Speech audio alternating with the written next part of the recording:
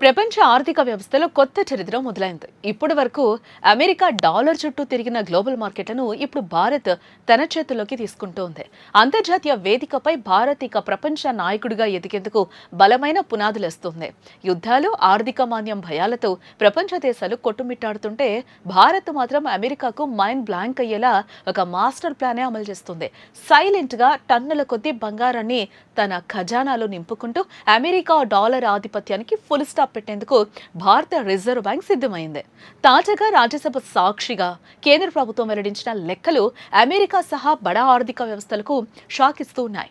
2026 June 26 నాటికి భారత reserve bank వద్ద ఉన్న మొత్తం పసిడి నిల్వలు ఏకంగా 880.52 మెట్రిక్ టన్నులకు చేరుకున్నాయి. రాజ్యసభలో ఒక ప్రశ్నకు లిఖితపూర్వక సమాధానం ఇస్తూ ఆర్థిక శాఖ సహాయ మంత్రి పంకజ్ చౌదరి ఈ సంచలన గణాంకాలను ప్రవేశపెట్టారు. గత 3 ఏళ్ల కాలంలో దేశీయ, విదేశీ మారక ద్రవ్య నిల్వల్లో భాగమైన పసిడి పరిమాణంలో ఆర్బీఐ తీసుకొచ్చిన వ్యూహాత్మక మార్పులు ఇప్పుడు ప్రపంచ దృష్టిని కూడా ఆకర్షిస్తూ ఉన్నాయి. గత 3 ఏళ్ల గ్రాఫ్ చూస్తే ఆర్బీఐ ఎంత పక్క స్కెచ్తో ముందుకు వెళ్తుందో అర్థమవుతోంది. 2023 మార్చి 31 నాటికి ఆర్బీఐ వద్ద 794.63 మెట్రిక్ టన్నుల బంగారం ఉండగా 2024 మార్చి 31 నాటికి అది మరో 27.47 టన్నులు పెరిగి 822.10 టన్నులకు చేరింది. ఆ తర్వాత ఆర్థిక సంవత్సరంలో భారత్ తన కొనుగోళ్ల వేగాన్ని మరింత పెంచింది. 2025 మార్చి 31 నాటికి ఏకంగా 57.48 టన్నుల భారీ పసిడిని తన ఖజానాలోకి చేర్చుకుంది.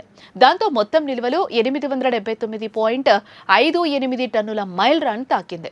గత 3 ఏళ్ల కాలంలో ఒకే సంవత్సరంలో నమోదైన అతిపెద్ద వార్షిక వృద్ధి ఇదే కావటం విశేషం.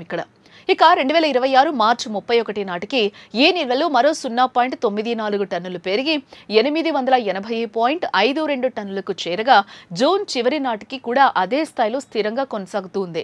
ప్రస్తుతం ఆర్బీఐ వద్ద ఉన్న ఈ 880.52 మెట్రిక్ టన్నుల బంగారపు మొత్తం విలువ సుమారుగా 9.79 లక్షల కోట్లుగా ఉంది. అంతర్జాతీయ విపణిలో ధరల హెచ్చుతగ్గుల వల్ల మునుపటి వారంతో పోలిస్తే ఈ విలువ 23,000 కోట్లు తగ్గినా ఓవరాల్గా విదేశీ మారక నిల్వల్లో బంగారం వాటా మాత్రం భారీగా పెరిగింది.